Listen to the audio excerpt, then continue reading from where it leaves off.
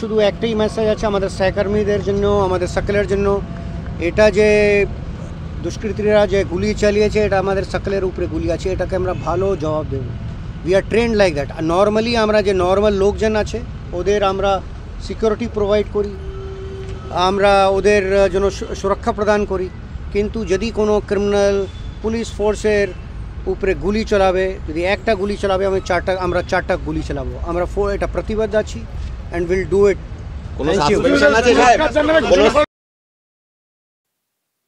একটার বদলে চারটে গুলি, এ যেন সেই চোর পালালে বুদ্ধি বাড়ে ওই টাইপের। প্রিয় দর্শক, আমি শফিকুল ইসলাম এবং আপনারা দেখছেন আরামবাগ টিভি প্লাস। রাজ্য পুলিশের ডিজি এই বক্তব্য আজকে দিয়েছেন যে গুলি চলেছে পুলিশ কর্মীদের উপরে। গতকালকে উত্তর দিনাজপুরের গোয়ালপুকুর এলাকাতে একজনের ছবি, গুলি লেগেছে, একজনের দুটো লেগেছে আর একজনের একটা লেগেছে, মোট 3টে গুলি চলেছে। 2 পুলিশ কর্মীকে জখম করে দিয়ে পগারপাড় আসামি কোর্ট থেকে রায়গঞ্জে নিয়ে যাওয়া হচ্ছিল, পগারপাড়। তো সেটা নিয়ে একটা রিয়াকশন তৈরি হয়েছে, অনেকেই প্রশ্ন তুলছেন যে আবার কি, পুলিশেরই কোনো নিরাপত্তা নেই?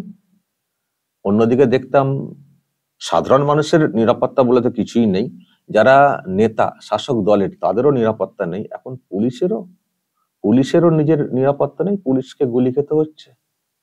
তো এটা নিয়ে প্রশ্ন তৈরি হয়েছে। আমিও গতকালকে এটা নিয়ে অনেক কথা বলেছি যে রাজ্যের কি হাল, পুলিশেরও নিরাপত্তা নেই। এখন পুলিশকে নিরাপত্তা দিতে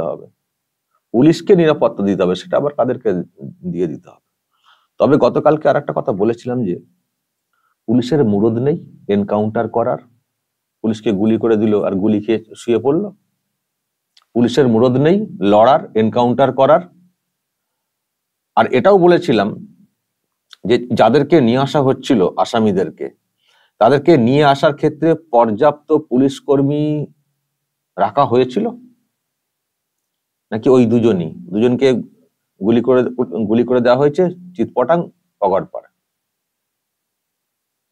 একজন বা আসামি যাদেরকে আনা হচ্ছে তাদেরকে আনার ক্ষেত্রে কেন তাহলে একটা, আমি জানি না কতজন ছিলেন ওখানে, ওই দুজনই ছিলেন কিনা আরো কজন ছিলেন বলতে পারবো না। প্রথমত কেন দুজন, আর যদি বেশি থেকে থাকতেন তাহলে তারা কি করছিলেন? ঘুমিয়ে পড়েছিলেন নাকি চোখে সর্ষে ফুল দেখছিলেন নাকি নিজেরাই ভয়ে ছুটছিলেন, জানি না। তো এখন বড় বড় কথা বলছেন, এই করব সেই করব, আপনার নিরাপত্তার সিস্টেম সেটা কেন ঠিকঠাক ছিল না?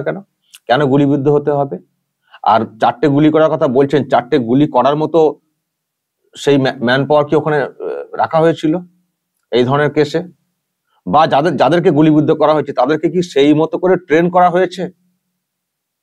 বা পাল্টা গুলি করার ডিরেকশন দেওয়া আছে নাকি ওই আপনাদের মন্ত্রী বলে দিয়েছেন, পুলিশ মন্ত্রী, গুলি চালাবে না সেই জন্য গুলি খেয়ে গেছেন কিন্তু গুলি চালাননি? কি কারণে এরকম অবস্থাটা হলো? আজকে বলছেন 4টে গুলি, আগে থেকে বলেননি কেন যে গুলির কোনো হলে সঙ্গে সঙ্গে তোমরা পাল্টা এনকাউন্টার করবে? কেন বলেননি? অনেক প্রশ্ন যে বলেননি কেন, নাকি অক্ষম, মুরদ নেই, নাকি পুরোটাই একটা সিকিউরিটি ল্যাপস, অনেক প্রশ্ন রয়েছে। আজকে বড় বড় কথা বলছেন, কর্মী যারা আছেন তাদেরকে সান্ত্বনা দেওয়ার জন্য। এটা পুলিশ কর্মী হচ্ছে, পুলিশকে গুলি খেয়ে হাসপাতালে ভর্তি হতে হচ্ছে, এটা পুলিশ? আপনি ডিজি হয়েছেন, এটা সত্যি তো আপনার শুধু অবশ্যই টোটাল পুলিশকে এই গুলিটা লেগেছে, কিন্তু আপনার লজ্জা, আপনি ডিজি হন যাই হন কিন্তু বলতে বাধ্য হচ্ছে, এটা আপনার লজ্জা যে আপনার পুলিশ কর্মীদেরকে গুলি খেতে হয়েছে আজকে। কি আপনি নিরাপত্তা দেবেন? পুলিশ কর্মীদেরকে গুলি খেতে হয়, আজকে বলছেন 4টে গুলি। 4টে গুলি কখন মারবেন? কখন 4টে গুলি মারবেন? আমি দেখবো কি করেন আপনারা। একটার বদলে 4টে গুলি কোথায় কি করেন সেটা আমরা দেখতে চাই। অদ্ভুত অবস্থা, পুলিশকে গুলি খেতে হচ্ছে, এখন এইসব করছেন, 4টে করে গুলি মারবো। পুলিশের মনোবলটাই তো ভেঙে দেওয়া হয়েছে। পুলিশ যে রুখে দাঁড়াবে তারই তো মনোবলটাকে ভেঙে দেওয়া হয়েছে। পুলিশকে জাস্ট একটা মানুষ হিসেবে কাজ করানো হয়, তার হাতে যে অস্ত্র আছে তাকে যে শক্তিশালী হিসেবে কাজ করতে হবে সেই যে বিষয়টা তো ভেঙে দেওয়া হয়েছে। কি করে পুলিশ শক্ত হাতে মোকাবিলা করবে? এবং আরো কতগুলো ব্যাপার, যে অস্ত্রটা কি করে এলো। কালকে তো আমরা অনেক কিছু আন্দাজ করেছিলাম, আজকে মিডিয়াতে যে খবর এসছে, বলা হচ্ছে যে পুলিশের অস্ত্র নিয়ে গুলি করা হয়নি। গুলি যে আসামি গুলি করেছে তার নাম নাকি সাজ্জাদ। তাকে কোর্ট চত্বরেরই কোনো কোথাও তাকে মানে অস্ত্রটা দেওয়া হয়েছিল, এবং সেখানে আর একটা পন্থা উঠে আসছে যে কম্বল নাকি দেওয়া হয়েছিল, শাল কম্বল কিছু একটা, কেউ মানে হয়তো পারে কেউ একটা পরিচিত বাড়ির লোক বলে দিয়েছিলেন, তার মধ্যে নাকি পিস্তল ছিল, তার হাতে চলে গেছিল। তার মানে এগুলো আগে থেকে বলা, প্ল্যান করে করা। তো আমি শুনছি আর একজনের খোঁজ চলছে, আব্দুল বলে, তার ছবি টবি দিয়ে তাকে ধরিয়ে দিতে পারলে পুরস্কার দেওয়া হবে, এইসবও ঘোষণা করা হয়েছে। সাজ্জাদেরও সব মানে ব্যাপার আছে, খোঁজের ব্যাপার আছে, এইসব চলছে। তো আব্দুল সাজ্জাদরা মোটামুটি মার্কেট মাত করে দিয়ে এইসব করে ফেলছে, আর পুলিশকে গুলি করে পগার পাড়। আর পুলিশের যিনি ডিজি রয়েছেন তিনি বলছেন 4টে করে গুলি মারবো। কবে আর 4টে মারবেন একটার বদলে? 4টে, তাহলে কালকে চলেছে 3টে গুলি, তার মানে 3 4 12টা গুলি আপনাকে মারতে হবে। আমরা দেখবো কবে আপনি সেই গুলিগুলো মারেন, কাকে মারেন 12টা গুলি। বাচ্চাদের মতো করে কথা হয়ে গেল, একটার বদলে 4টে মারবো। কোথায় 4টে মারবেন? দেখতে যাই কত 4টে মারতে পারেন। আমরা তো অন্যান্য রাজ্যে শুনি আসামিরা পালাবার চেষ্টা করলে এনকাউন্টার করে তাদেরকে সেখানেই হত্যা করে দেওয়া হয়। যদি পারতো আপনার পুলিশ, আমরা কর্নিশ জানাতাম যে আসামি এইভাবে পালাচ্ছিল, পুলিশ এনকাউন্টার করে দিয়েছে পগারপাড়, মানে পগারপাড় বলতে উপরে, তাহলে কর্নিশ জানাতাম আপনার পুলিশকে, আপনাকেও। কিন্তু পুলিশ গুলি খেয়ে হাসপাতালে ভর্তি, আপনি আবার বাইরে বসে বড় বড় লেকচার ঝাড়ছেন যে একটার বদলে 4টে মারবো। দেখো কাজটা করে দেখান, আমরা আপনার মুখে এত বড় বড় কথা শুনতে চাই না, কাজটা করে দেখান, মানুষের আস্থাটা ফেরান। গতকালকের পর থেকে মানুষের মনে একটা বিরাট ভয় ধরে গেছে, যে কি দেখছি, কি হচ্ছে রাজ্যে।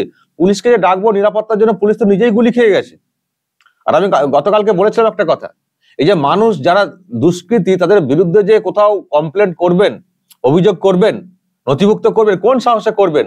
যাদের নামে দুষ্কৃতি, যাদের নামে যেসব দুষ্কৃতী, তাদের নামে যদি অভিযোগ করি, তারপর যখন জেল থেকে ছাড়া পেয়ে যাবে তারা, তারপর আমাকে কে বাঁচাবে? এই তো পুলিশের অবস্থা, পুলিশ নিজেই গুলি খেয়ে যায় আসামির কাছ থেকে। তো এতে কি করে মানুষ সাহস পাবেন দুর্নীতির মোকাবিলা করার জন্য কোথাও কিছু অভিযোগ করতে? পুলিশের যদি এই হাল হয়, মানুষের আস্থা ফেরান, শুধু বাইটে ক্যামেরার সামনে না, মানুষের আস্থা ফেরান। এই দৃশ্য আমরা দেখতে চাই না, পুলিশ তাকে ট্রলি করে ওরকম করে নিয়ে যাওয়া হবে হাসপাতালে, দেখতে চাই না। আমরা পুলিশের সাহসী পদক্ষেপ দেখতে চাই, পুলিশের কড়া অবস্থান দেখতে চাই, পুলিশকে পুলিশ হিসেবে দেখতে চাই। দর্শক বলবেন যা বলার কমেন্ট বক্সে, নজর রাখবেন আরামবাগ টিভি প্লাস।